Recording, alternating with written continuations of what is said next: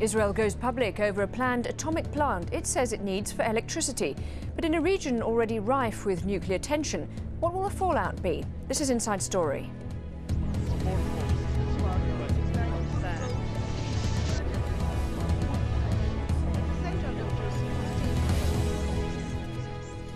Hello, I'm Lauren Taylor.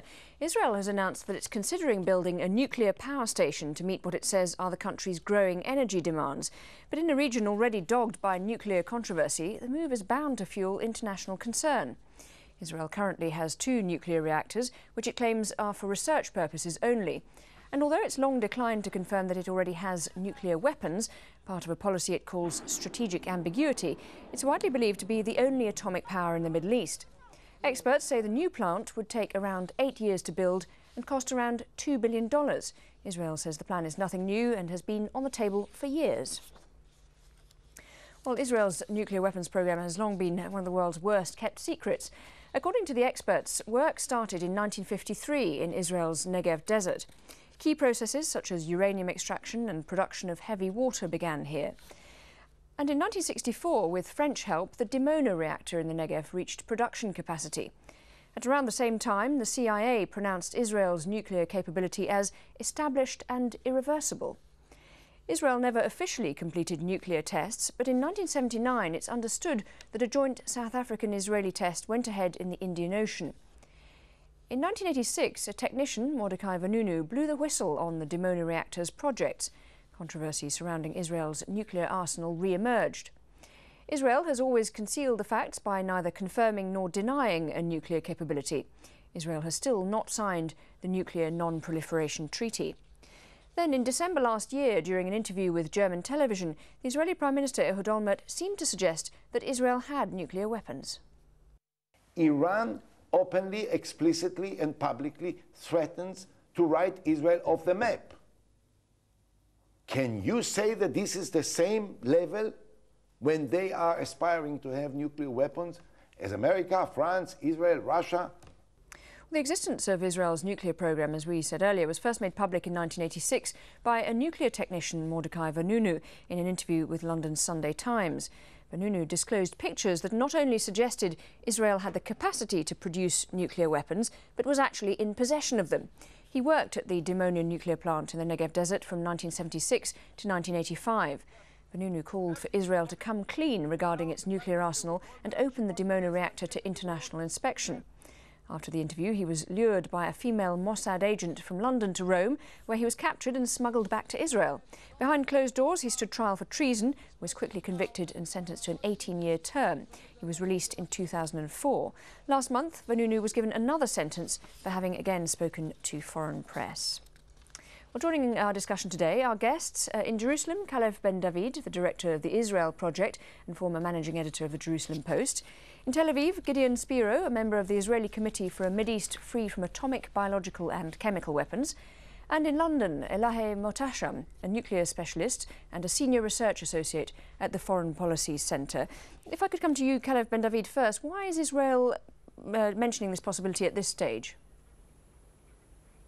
Well, first of all, as Minister Ben Eliezer said, it's not a new idea. Of course, Israel doesn't have any oil, unlike so many of its Arab neighbors. We actually have no fossil fuel deposits or of any kind, or nor do we have the capacity for hydroelectric. So nuclear energy is not an unlogical step in terms of energy production. But I guess you're correct. The timing of his statement is, I don't think, coincidental. It comes against the backdrop of the Iranian nuclear development, which is being done in violation of international law and the Nuclear Non-Proliferation Treaty. And I think there's a message being sent here that really, if Israel would build one of these nuclear plants, most likely it would have to at some point enter into the international regulatory system. But in order to do that, that system has to be working. And right now it's not working because Iran is being allowed to develop its uranium enrichment capacity in defiance of those regulations. So I think there's a message here that's being delivered.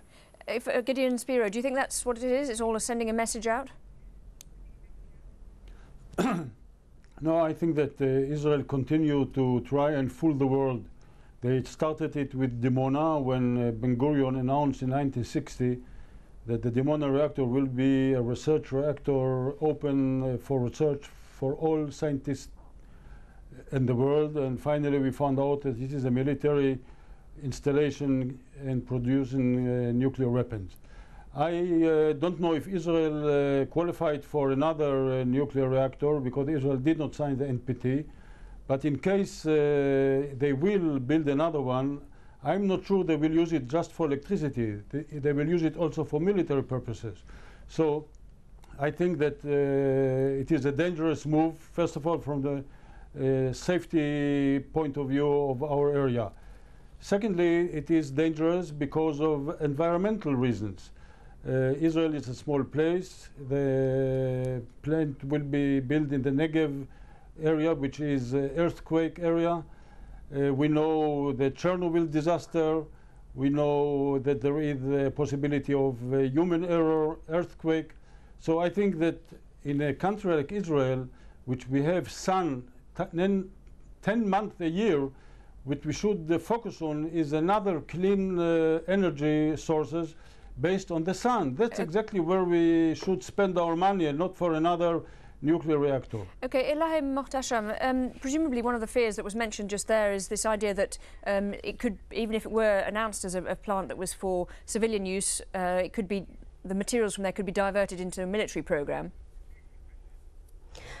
Well, we should bear in mind that militarily and strategically, Israel has already got between 200 and 300 nuclear warheads, despite the fact that its nuclear capability has never officially been declared or announced. It has an opaque deterrence. So militarily and strategically, this new nuclear reactor wouldn't have that much effect or influence having had 200 or 300 nuclear warheads.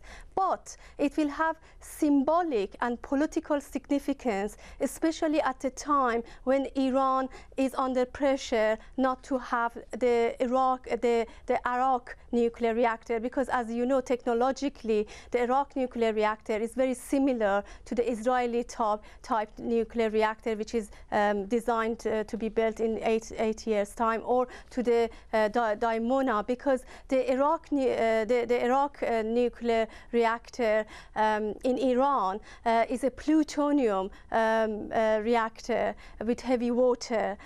So it would be extremely difficult now. It would difficult now to contain Iran's nuclear program, because Iran would say, look, Israel is not part of the Nuclear Non-Proliferation Treaty, is not abiding by any rules and any rules of international law, and look, now they are even going ahead and having this extra nuclear reactor, which is very similar to Iraq. So why Iranians would say that, why should we stop building the Iraq nuclear reactor in Iran, and Israel goes ahead with as many reactors as it wants? It would have tremendous symbolic and political effect rather than military or strategic one. Okay, Kalev Ben David, I saw you shaking your head there. What was it you disagreed with? Well, look, listen, the problem with Iran is not a problem of Israel. Iran is in violation of the Nuclear Non-Proliferation Treaty. It built its reactor and its nuclear program with international help.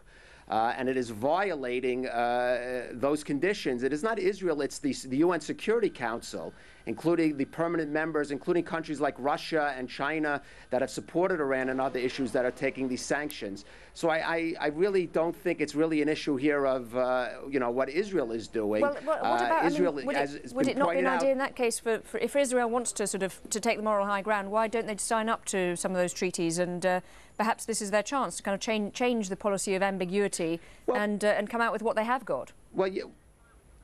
Well, you know, maybe that's one of the signals that Israel is sending here. But in order for that to happen, we have to know that the system is working. I mean, you earlier mentioned, you called Israel's nuclear program one of the worst kept secrets in the world. That's, I mean, Israel's a democracy, and I'm glad that Gideon Spiro is here tonight to show the degree in which this is a matter of debate here in Israel.